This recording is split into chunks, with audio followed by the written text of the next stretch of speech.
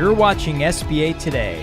With all the latest news, stories, and advice, here are your hosts, Paul Long and Tanya Mazurek.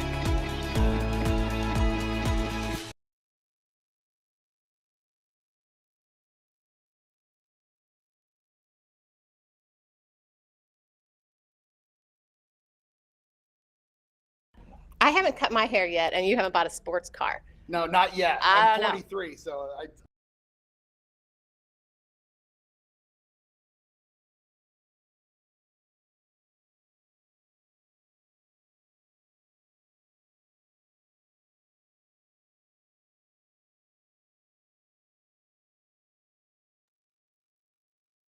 I have a feeling it's going to be like every Friday that something's going to happen, just like it was last week.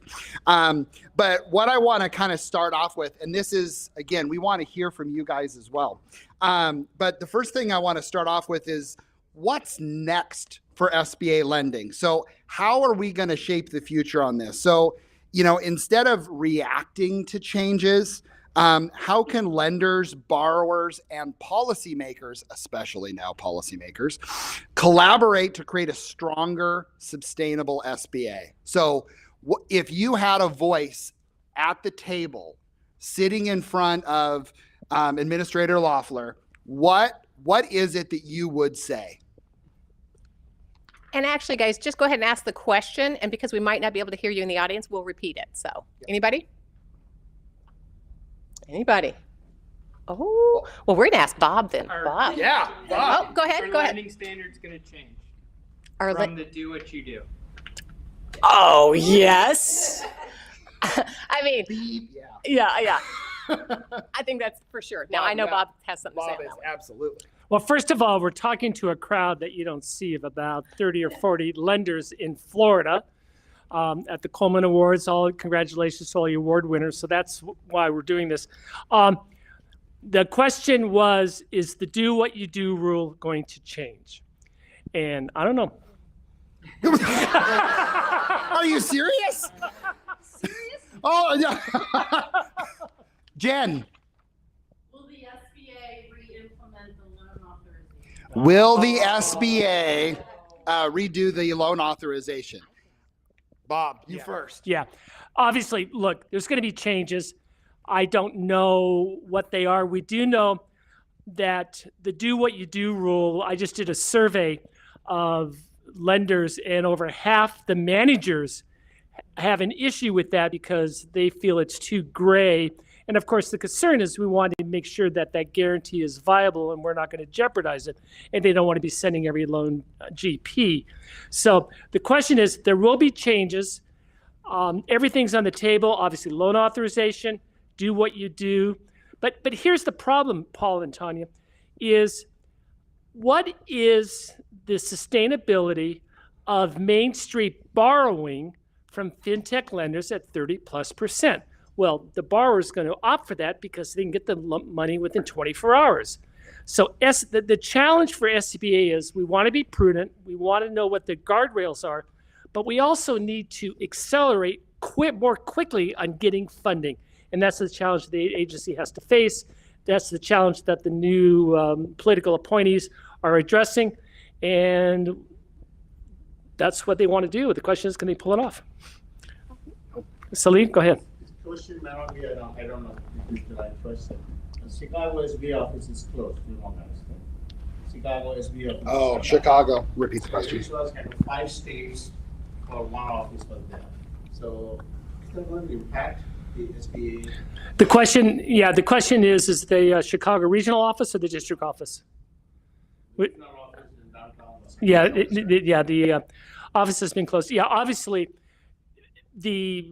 that's going to impact the deliverability of the program. You're going to have those staff outages. Is that the best way to say it throughout the country? There are going to be rough spots. There are going to be rough spots.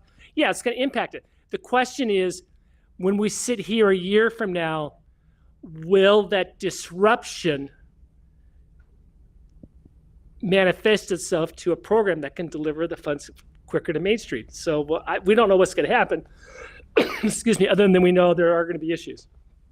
Excuse me. Yeah, and for me, I think there's going to be a lot of changes regardless, right? We all know there's going to be changes coming down the line. So we can either look at the negatives, I guess, that are going to come down, or we can look at the positives, because there's going to be both. And guarantee, I personally think the do as you do is going to go away, because, and that's just my own personal opinion. It's not anybody else's, right? But I feel like it's going to go away. I do think that some of that is what got us into some of the defaults that maybe we shouldn't have had, from those that, were just kind of playing a little more loosey-goosey than others. But that's just my own personal opinion.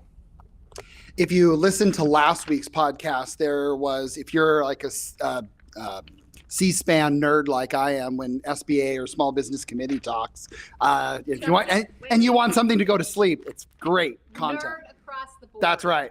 But they had somebody talk on behalf of the American Bankers Association and had 8 different things that they talked about to the committee. And again, I'm going off of memory on this, but check back last episode. But, bringing back the authorization was there, making sure that, let's see, there was that, there was, there was 8 of them. But mostly what you guys are thinking of, bring back the franchise directory, God forbid. But those are the little things that they're wanting to do. So I really do think that is going to keep things moving. Now, also, Nagel is currently working with the Small Business Committee, and they're working through the rules right now. So, I mean, there's definitely some activity going around, and I think we have the right people at the table to help us get what we want in our voices out there. Yeah. What else? I was going to say, the Senate committee in late February, I think Kelly Loeffler, our new SBA administrator, specifically mentioned the do what you do, and how she wants to get rid of it. Yeah, so the question was that she was mentioning that Kelly Loeffler mentioned in a hearing that they want to get rid of do what you do. And I'm pretty sure, okay, raise your hand if you want to keep do what you do. I know. Did you notice how Thanks for being brave, by the way. But I think, especially when you're looking at banks, credit unions, and non-bank lenders, you got to have some more hard rules on that. And speaking on that, the non-bank lenders, I mean, more like we were talking about, they're going to put a little bit more focus on what they're doing, because banks already, we're already kind of determined with what we can and cannot do. And I think it's a little bit easier for some of the non-bank lenders, right, to have their own rules that are somewhat different than ours. And I think there's going to be a change in that department too. So, anything around that from anybody, or Bob? SBA is moving to a regulatory agency, obviously. And the question I have, though, is that there's 2 issues. One is, okay, we want to get rid of the do what you do rule, and we want to have more guardrails, but then that loses program flexibility, especially for those smaller loans in that underserved market. So the question is, fine, we want to get rid of do what you do, but for a $75,000, $100,000 small loan, should we be able to create a product that can compete with those 35%, 40% fintech financing options and get money out within a couple of days, as opposed to the normal 7-day process? So both of those are there. I really hope that they become dollar sensitive and give lenders more and more ability for on those smaller loans to, hey, this is what we want to do. So what I'm hearing, right, is I'm kind of putting this towards, let's say, politics these days, right? So there's got to be a middle ground, or a ground that works for each individual, versus this far left or this far right. It's like, maybe think of the program people out there, right? Think of the one that you're serving and what makes the most sense for them, versus everybody needs to do it this way, because you can't put everybody in the same box and expect that that's going to fit. If you guys are, most of you guys, I'm sure, are Nagel members, and a survey was sent out to you a couple days ago. Raise your hand if you got that survey. Okay, a few of you. Well, see, when Nagel asks a survey, that means they're in the heat of something and want some true feedback. Well, here's what the questions were. The questions were, do you credit score small loans under 500,000? Okay, sure, yes or no question. The second one is, I think, had something to do with, would it be any different if it was 350 and they mentioned 350? And I'm like, oh shit, like that's that's a red. Yeah, no. And then they also talked about, because obviously with the working capital pilot program, they were saying if we have the, would you do more under the working capital pilot program, even if they raised Express up to, and they ask for 1 million, 2 million, 3 million, 5 million. So it sounds like to me that they're looking at, being able to small loans, they could be bringing it down, which I have pros and cons about that. And are they going to increase Express at a 50% guarantee, which encourages lenders to make a little bit more prudent decisions? Or are they going to increase all of them at some point, or SBA 7A in general to a higher amount and 504s to a higher amount? Are they going to do that? Who can tell? I don't know. I know. It'll be increased. Yeah. And the Godfather has spoken. That's the platform I'm running on. Increase 7A and 504 limits. So what other things or concerns are out there that you guys are kind of facing that you're hoping that there would be some changes on there? Because I mean, again, we have a really good audience on here that listens to this. And our opinions do actually go somewhere. We're a small enough. Our opinions don't, but the Well, no. Well, if everyone's saying the same thing, okay, who's best? Yeah, Bob's right. Administrator Coleman. King, where's his hat? Yeah. What other things would you want to change? You're in front of Kelly Loeffler. Kelly, I want blank. What is that? There you go. Nobody wants How much collateral should a lender take on a business acquisition loan? All of it. All of it? Sorry. But what if there's not enough collateral? How much should you be naked and you have a $2 million loan and we only have $200,000 in collateral, but based on the historical cash performance, we think it cash flows. I mean, should we do those type of loans? Yes. I would say yes as well. I mean, we do have a really big lender right here. Maybe First Internet Bank. But yeah, I mean, absolutely. I think that's the whole point of the SBA program, isn't it? To finance goodwill. I always tell people that SBA is a Band-Aid. You put it on one or two boo-boos, you don't put it on a broken arm, right? Now, I'm going to add to that and take it to the equity injection piece as well, because, yeah, right? So my opinion, obviously, which, doesn't matter, but sometimes does, we're working with borrowers that oftentimes come to us and they're like, hey, we want you to fund everything and we don't want to put anything of ours into it, whether that be the collateral. You've got somebody that doesn't want to put theirs. Oh, I'm sorry, my wife doesn't want to put up the house or whatever it is, right? And then you've got those also that come and they don't have any equity injection to put in. They haven't done a Rob's rollover, even they've got the funds to do it. They haven't gotten preferred stockholders if that's what they need to do. They're just wanting to come to the table, and they think because SBA is backing this, right, that means that they don't really have to bring anything to the table. So my flip side of this now, obviously with our startups and other things, I think they need to put some skin in the game, because part of that isn't just what we're getting.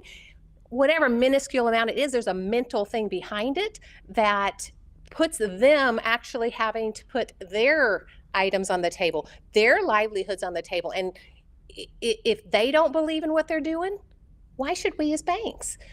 That's my other thing with the equity injection. Bob? And well, real quick, there was one, sorry, intercept. There was, that was actually one of the 8 things from the ABA as well, as bring back at least a 10% minimum for startups. And I would agree with that. I never took it away. And I think most of us in the room didn't. Yeah, I mean, obviously, prudent lending is they have to have some skin in the game. Yeah. The question is, is it mandated or should it be up to the lender to determine?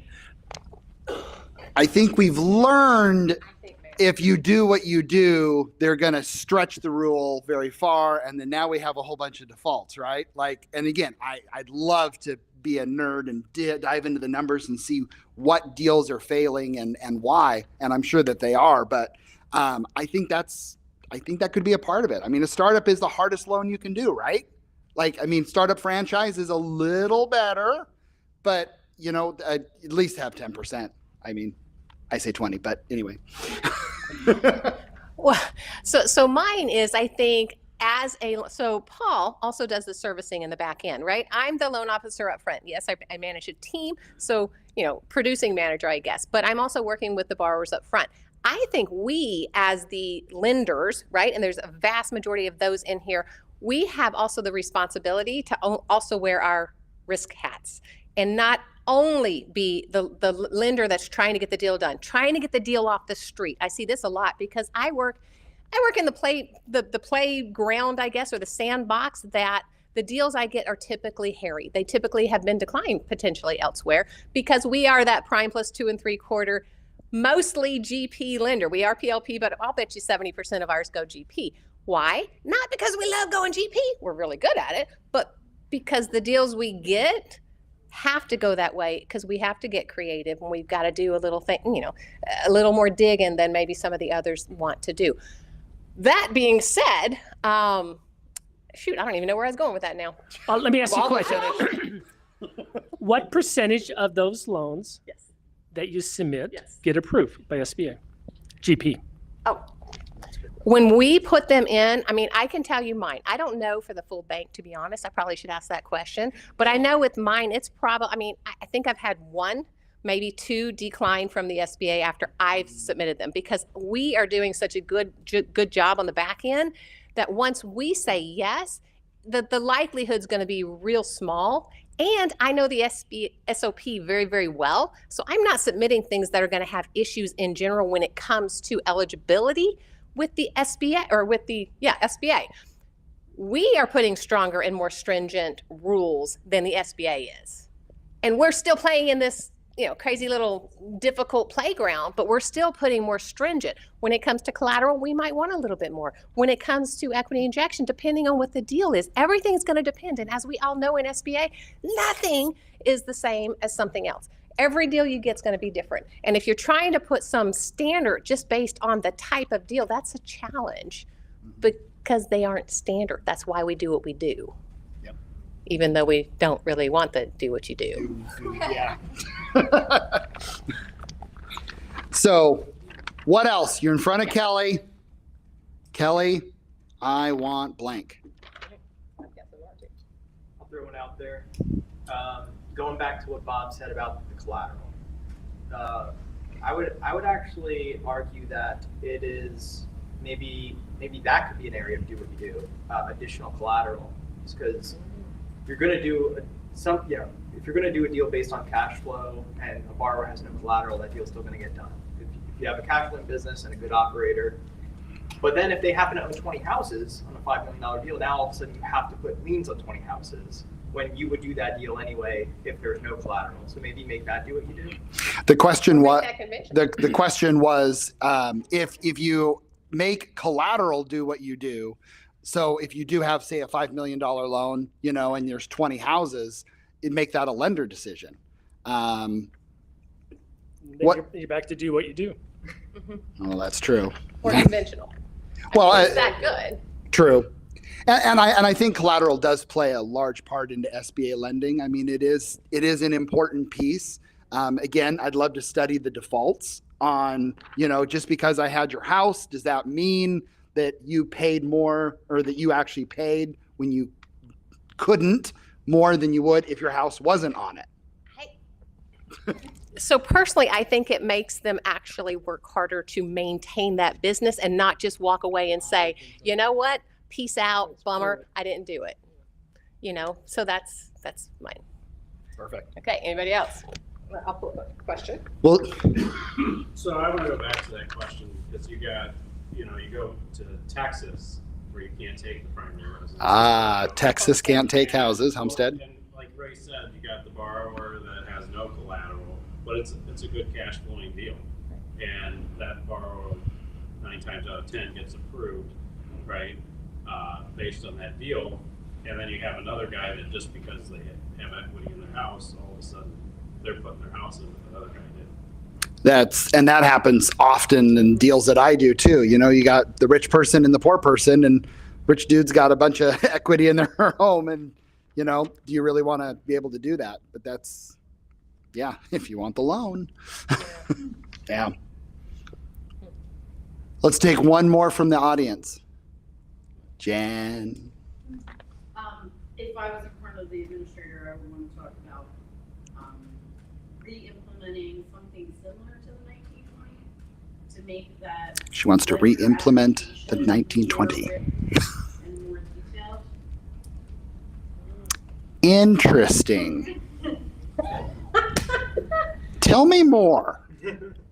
So the 1920, well, there's another reason I brought it up, and that's because of the Friday change that requires citizenship and ownership certifications that they mentioned they're going to revise the 1919, but one of those is a lender certification. Without the 1920, a lender doesn't sign a 1919. So bring back the 1920 for the lender certification. But I also agree that the terms that are articulated in that 1920, you're doing PLP, you're doing general processing, exactly what those terms are. That needs to be reviewed in that snapshot to say, yes, that's accurate.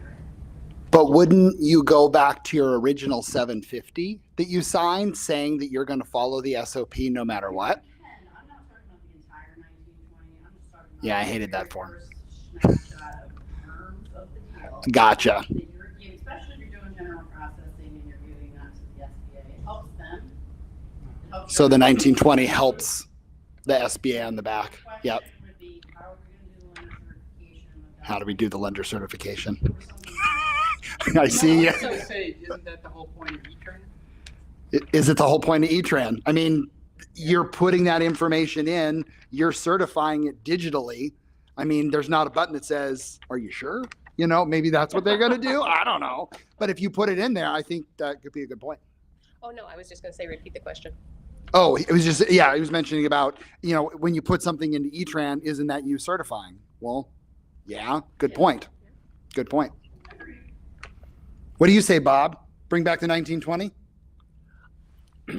I like what you say in terms of the issue is lender certification and make sure that we protect the eligibility.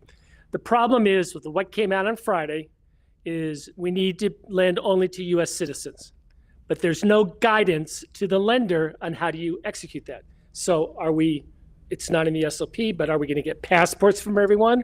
Or are we just going to go, you know, it needs to be addressed because it says very clearly in that notice, if the lender does not certify that or does not make sure that person's a U.S. citizen, you don't have a guarantee. So you're naked. I was submitting one literally on Friday, and I got the call back from the processor. We had to stop everything because it came out just in time for me to be submitting one right then, and I had to go back and do the form. It was like, seriously? So good thing I knew where that was going, but anyway. Okay, so I'm going to ask another question here. Should the SBA be a safety net or a launchpad? Should its primary role be risk mitigation for lenders, or should it shift toward actively fueling small business growth and innovation? Anybody? Does that mean you want to answer it? No, that's you. That's you, buddy. Remember what SBA is about, employment. We're going to support small business. Why are we supporting small business? We want to support employment. So the answer is when times are tough, i.e. the Great Recession, i.e. what we just went through with the pandemic, we want to make sure that those businesses survive so that those employees are able to retain their job and we're not faced with a 20% unemployment. So it is a safety net, but also 67% of small businesses create employment. So the answer is two things can be true and you can do both. Oh, I like that. You like that? Okay. I do. I like very that. political answer. It was political, and he took care of both of us. I mean, the optimism, the pessimism, bringing know, it together. All right, I'm done. Because guess who's the optimist up here, and who's the pessimist? Yeah, All right. How can SBA lenders thrive in a time of uncertainty? With changing regulations, increased defaults, and staffing cuts, what strategies can lenders, us, use to stay ahead, mitigate risk, and continue serving small businesses effectively, which is what we're all here for? Know your customer, make good loans. That's all. Well, gee, let's just do a mic drop again. It's the only one we've got. That's true. That's true. I mean, I would agree with that. You know, especially, I'm curious if it's a little bit harder to know your customer these days when we have, you know, everything's nationwide, right? I mean, for the most part, I mean, I'm a regional, but there's a lot of nationwide out there, right? So how do you really know your customer? I'm curious. Look, we are. I will tell the story.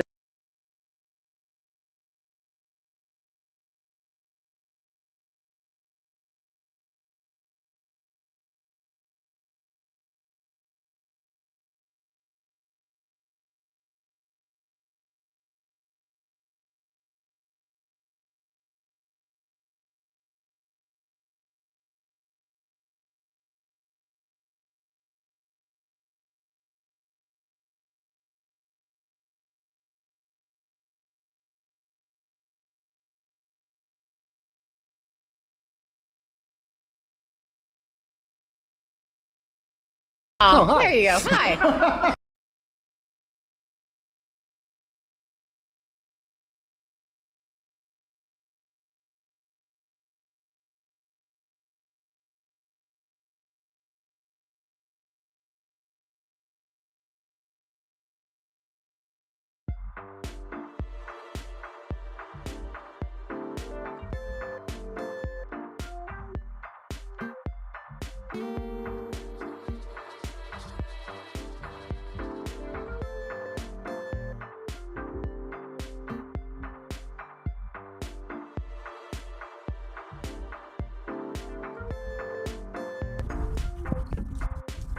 It's like the old 1990s. I know, After these right? Messages, we'll be That's right okay. back.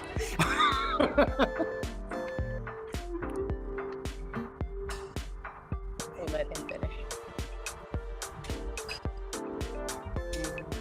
And we're back.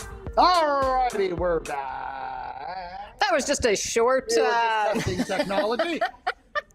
Anyway, All right. yeah, just seeing what we can Go do. for it. So as far as what we can do, I think moving forward, we're going to be in a very changing environment, right? For me, what I think that the best thing that we can, as lenders, can do is expect the unexpected and have our borrowers, our back office, each other just ready for it, right?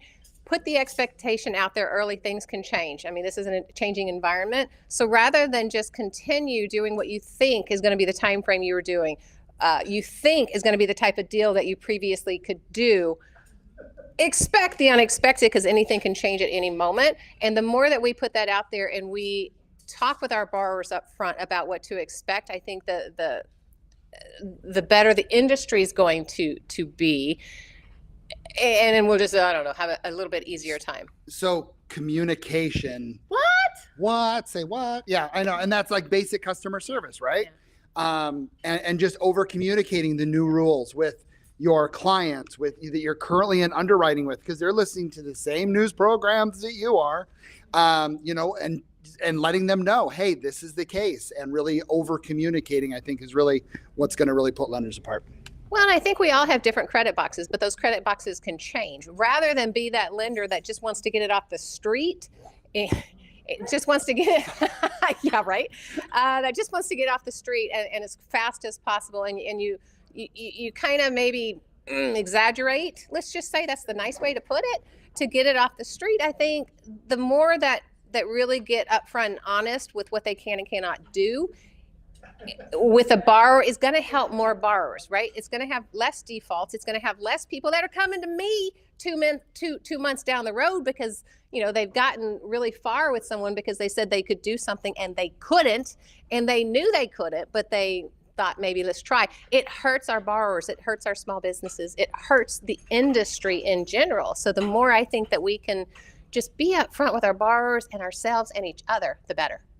Well, I'm just going to start doing prime plus 4 or prime minus 4 in order to get it off the street. You do that. And then when they do it, I'll just prime plus 4. Yeah, right. Prime plus 4 again?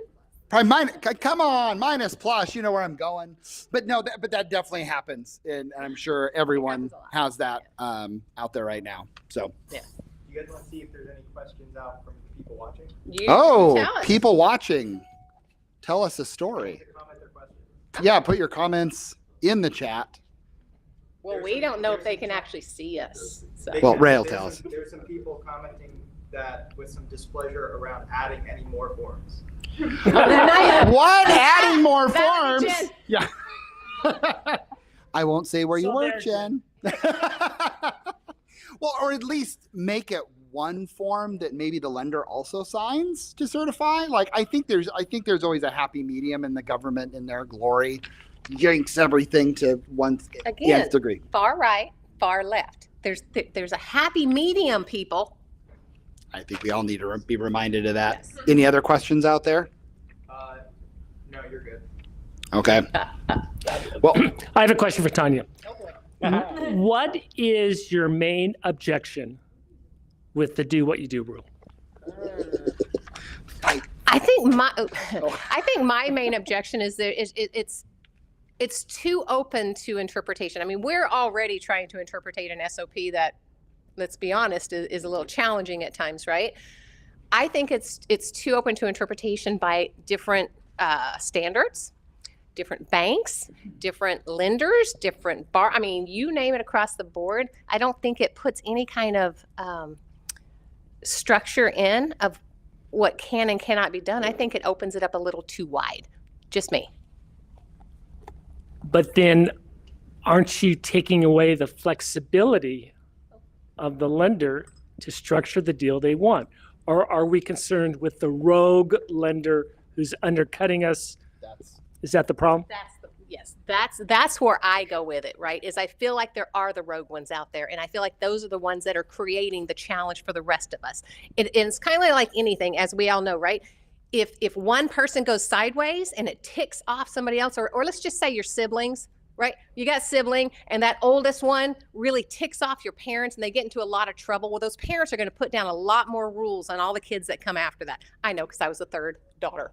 Anyway, that's kind of what I'm saying. Is you get the rogue ones out there. You get the rogue ones out there, and they are the ones that are creating problems for the rest of us. And over time, I think what's going to happen is the rules are going to get so stringent and so tight because of those rogue ones that created a problem that the rest of us are going to feel the pain.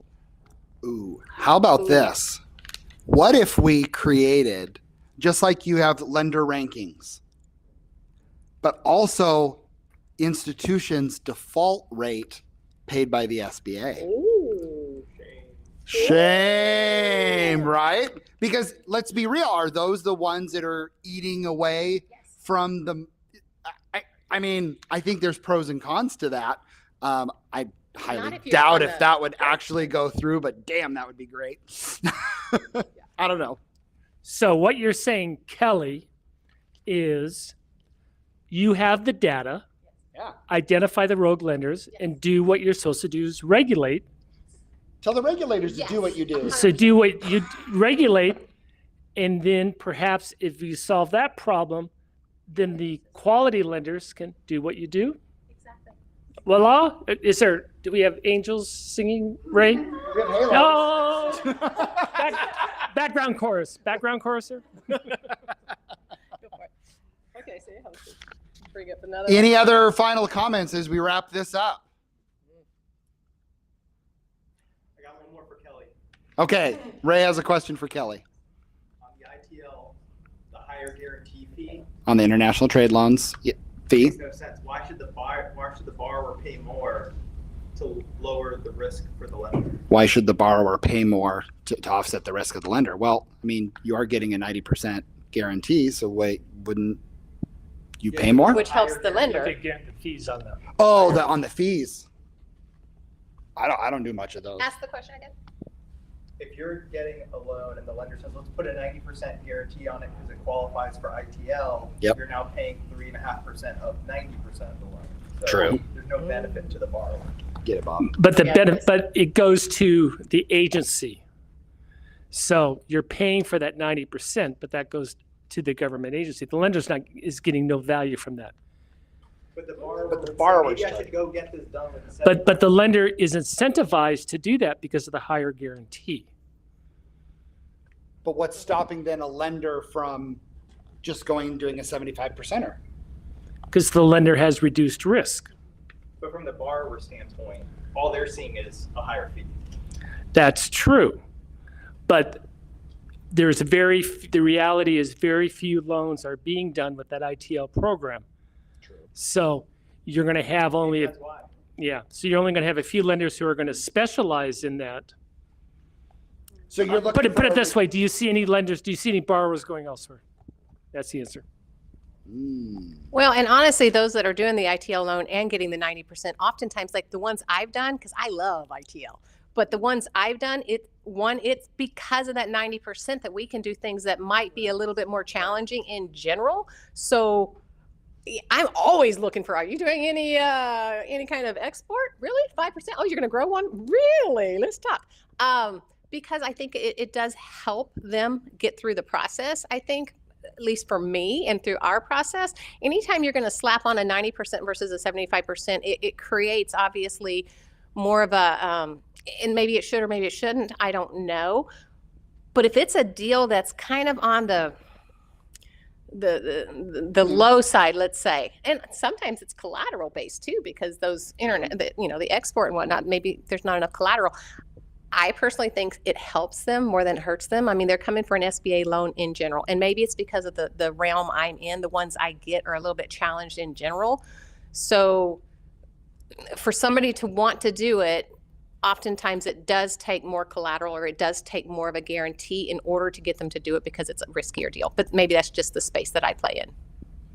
Bob, do you see any changes to that program related to 90% guarantees for U.S. domestication? The question is, do I see any changes in the ITL program with respect to the 90% guarantee? I do see changes. The SBA has telegraphed they want to use that ITL program to build manufacturing facilities, to create jobs, to create products that they're going to export. So they're focusing on that particular product. That product is underutilized for a variety of reasons, but the answer is yes, I see it. I see definitely an increase coming. I think that's universal. That what's not to like, we have the increase of that's it's been capped for 15 years. We can increase it. We're going to get more fees to the program. Those higher loans perform better, so both sides of the aisle understand that. The agency certainly understands that. The question is it going to go 7.5 million, 10 million? How high will it go? But what structural changes will be made to make that attractive? And also, I'm very fascinated by what Kelly said last week. They want to reduce the regulatory burden. What does that mean in SBA lending? I'm very excited to know about that. Well, the funny thing with that, though, that I'd like, I mean, here's what I've ran into when it's come to export too, and I'm wondering how they're going to do this, is tax transcripts. Like, say you've got somebody that's bringing their manufacturing company from overseas back here to the U.S. Well, they've got oftentimes returns that are from Canada or returns that are from the U.K. How I've ran into the issues with SBA of how do you transfer that over into U.S. dollars when we're supposed to get tax transcripts. So that's something I would like to figure out how and what they're going to do with that. Bob, anybody? Or how about we just remove transcripts? Anybody want to yay on that one? Okay. All right. Well, usually our podcast is